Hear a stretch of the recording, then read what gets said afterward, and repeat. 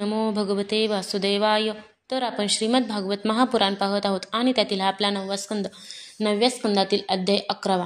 11व्या अध्यायामध्ये आपण भगवान श्रीरामांच्या अन्य लीलांचे वर्णन पाहणार आहोत.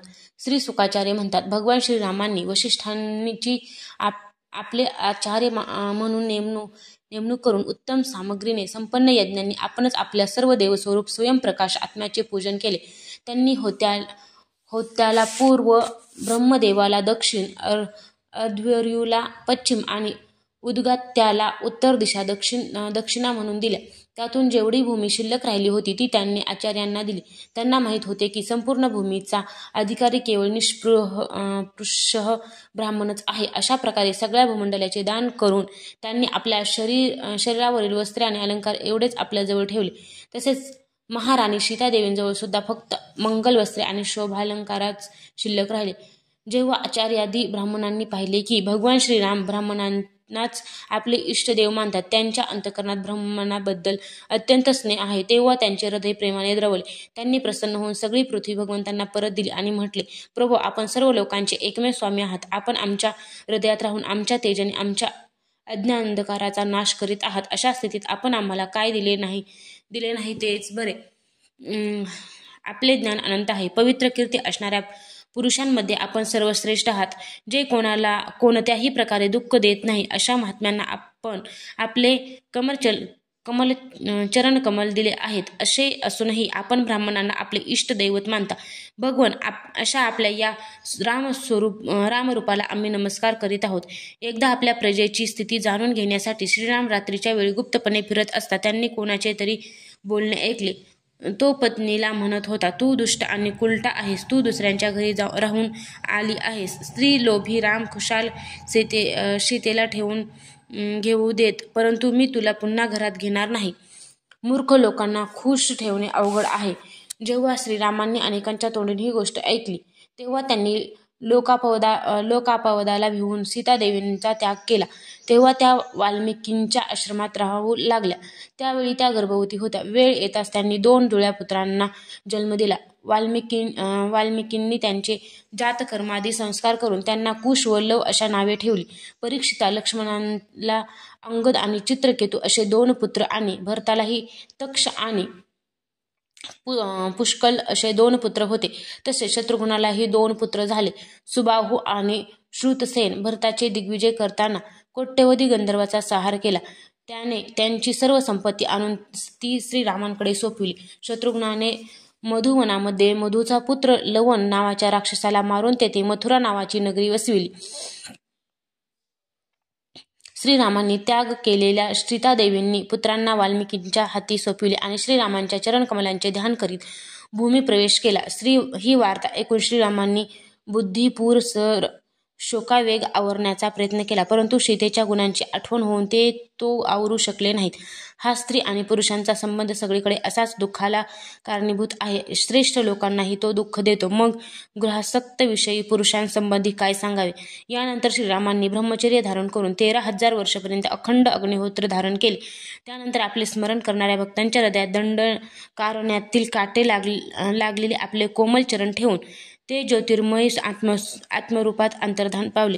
भगवंताच्या सारखा प्रतापशाली दुसरा कोणीही नाही. मग त्यांच्यापेक्षा वरचढ कसा असू शकेल. देवतांनी प्रार्थना केल्यावरून त्यांनी हा अवतार धारण केला होता. अशा स्थितीत श्रीरामांच्या बाबतीत ही काही गौरवांची गोष्ट नव्हे की त्यांनी शस्त्रास्त्रांनी राक्षसांना मारले किंवा समुद्रावर सेतू बांधला. तसे पाहता शत्रूंना मारण्यासाठी त्यांना वानरांचे साह्य घेण्याची तरी काय आवश्यकता होती. ही सर्व त्यांची लीलाच आहे. ज्यांचे निर्मळ यश सर्व पाप नाहीसे करणारे असून ते दिग्विजयांचे काळे शरीर सुद्धा आज उजळ करते. मोठे मोठे ऋषी राज्यांच्या सभेमध्ये त्यांचे गायन करतात. स्वर्गातील देवता आणि पृथ्वीवरील राजे आपले किरीट जेथे टेकवतात त्या श्री रामचंद्रांच्या चरणकमलांना मी शरण जात आहे.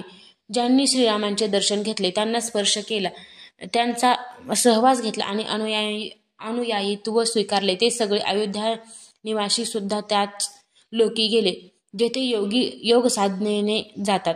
राजा, जो मनुष्य आपल्या कानांनी श्रीरामांचे चरित्र ऐकतो त्याला सरळता कोमलता आदी गुणांची प्राप्ती होते आणि तो सर्व कर्मबंधनातून मुक्त होतो. परीक्षिताने विचारले, भगवान श्रीराम आपल्या भावांबरोबर कसे वागत होते? तसेच भरतादी भाऊ आणि अयोध्या निवासी प्रजाजन भगवान श्रीरामांशी कशा रीतीने वागत? श्री शुक म्हणतात, त्रिभुवनपती महाराज श्रीरामांनी आपल्या भावांना दिग्विजय करण्याची आज्ञा केली आणि स्वतः निजजनांना दर्शन देत आपल्या अनुयायांसह ते अयोध्या नगरीची देखरेख करू लागले. त्यावेळी अयोध्यापुरीतील रस्ते सुगंधित जल आणि हत्तींच्या मदरसाने भिजलेले असत. त्यावेळी असे वाटत होते की ही नगरी आपले स्वामी आलेले पाहून आनंदाने बेभान झाली आहे. तेथील महाल, गोपुरे, सभागृहे, विहार, देवालये इत्यादींवर सुवर्ण कलश बसविले होते आणि ठिकठिकाणी पताका फडकत होत्या. ते नगर देठांसह सुपारीचे घोस, केळीचे खांब आणि सुंदर वस्त्रांच्या पताकांनी सजविलेले होते. आरसे, वस्त्रे आणि पुष्पमाळांनी तसेच मंगल चित्रांनी आणि पानाफुलांच्या तोरणांनी संपूर्ण नगरी झगमगत होती. नगरवासी जन आपल्या हातात निरनिराळ्या भेटवस्तू घेऊन भगवंताजवळ येत आणि त्यांना प्रार्थना करीत की, महाराज, पूर्वी आपणच वराह रूपाने पृथ्वीचा उद्धार केला होता, आता आपण तिचे पालन करावे. पुष्कळ वर्षानंतर महाराज आलेले कळले तेव्हा सर्व स्त्री पुरुष त्यांच्या दर्शनांच्या लालसेने घरदार सोडून गच्च्यावर चढून अतृप्त नेत्रांनी कमलनयन भगवंतांना पाहत पाहत त्यांच्यावर फुलांचा वर्षाव करीत. अशा प्रकारे प्रजेला दर्शन देऊन श्रीराम पुन्हा पूर्वज राजे राहत असलेल्या आपल्या महालात येत असत. त्यामध्ये सर्व प्रकारचे इतके मोठे खजिने होते की त्यातील सर्व संपत्ती कधी संपत नसे. ते मोठमोठ्या बहुमूल्य अशा पुष्कळशा सामग्रींनी सुसज्ज होते. महालांची उंबराची उदारे पोवळ्यांनी मडविलेले होती. खांब वेंडूर्य मण्यांचे होते. पाचूच्या मोठ्या मोठ्या सुंदर फरशा होत्या. तसेच स्फटिकांच्या भिंती चमचम करीत होत असत. रंगीबेरंगी माळा, पताका, वस्त्रांची आणि मण्यांची चमक चैतन्याप्रमाणे उज्ज्वल होती. सुंदर भोग सामग्री, सुगंधी धूप, दीप तसेच सुगंधी फुलांचे अलंकार यांनी ते महाल अतिशय सजविलेले होते. अलंकारांना सुद्धा विभूषित करणाऱ्या देवतांप्रमाणे असणारे स्त्री पुरुष तेथे राहत असत. आत्माराम जितेंद्रिय पुरुषांत अग्रगण्य भगवान श्रीराम त्या महालात आपल्या प्राणप्रिय पत्नी सीतादेवींसह आनंदात राहत असत. सर्व स्त्री पुरुष ज्यांच्या चरणकमलांचे ध्यान करीत असतात तेच भगवान श्रीराम धर्माच्या मर्यादांचे पालन करीत वेळ काळानुसार भोगांचा उपभोग घेत पुष्कळ वर्षपर्यंत राहिले.